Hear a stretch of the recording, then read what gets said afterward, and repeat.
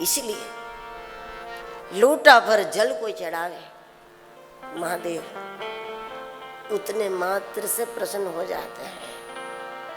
और महादेव से कोई पूछे कि इतने में आपको क्या मिल जाता है,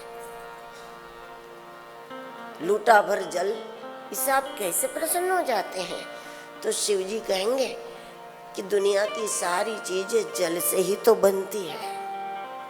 तो मैं तो मान लेता हूं कि इसने कमल भी चढ़ा दिए, इसने सोना मोहरे चढ़ा दी, इसने सारी धाराएं चढ़ा दी, सारे पुष्प चढ़ा दिए, सारे धान्य चढ़ा दिए, क्योंकि बिना जल का तो कुछ होता ही नहीं। जब लोटा भर जल चढ़ा दिया तो महादेव मानते हैं कि राजोपचार से पूजा कर दी है इसने मेरी।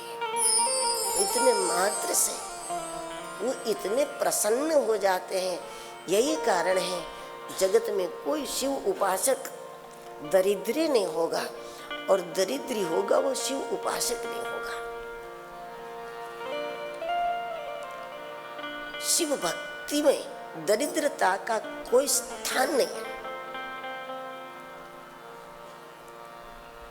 आरंभ में महादेव अपने भक्त को धन धान्य आदि से समृद्ध कर देते हैं, लेकिन जब भक्ति तीव्र हो जाती है तो उसके बाद शिव उसको ज्ञान और वैराग्य से परिपूर्ण कर देते हैं। जिसको जो व्यक्ति जिस चीज को धन मानता है, महादेव की उपासना करे, उसको वो चीज प्राप्त होती है जो जिस चीज को धन माने।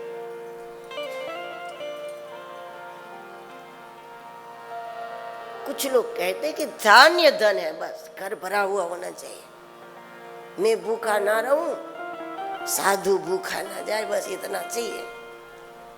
उसी को धन मानते। जेब में भले कुछ ना हो, लेकिन घर में भरा हुआ होना चाहिए, कोई आवे उसको हम खिला सके। तो धान्य लक्ष्मी है ना, अष्ट लक्ष्मी में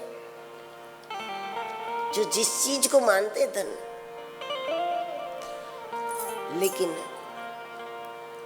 जो आराधक है, आश्रित है,